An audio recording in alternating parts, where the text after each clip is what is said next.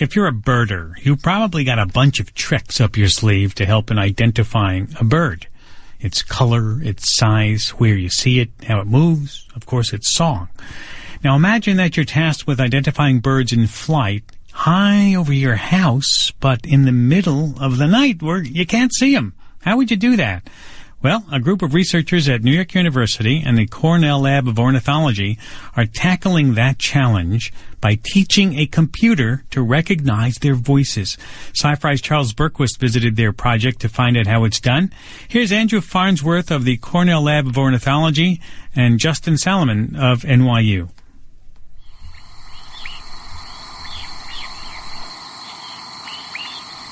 This is what fall migration sounds like. The veery,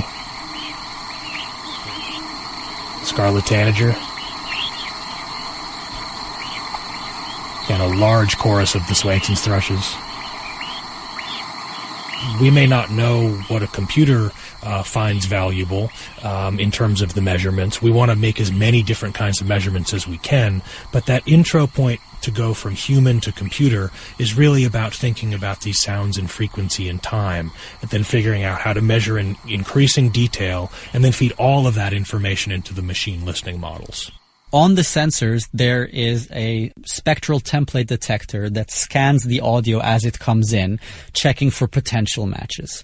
When a potential match is identified, it snips roughly 1 second of that audio centered around the detection and sends that to the server.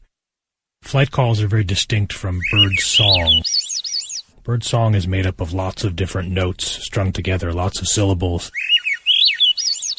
These flight calls are single notes, all almost exclusively less than 100 milliseconds.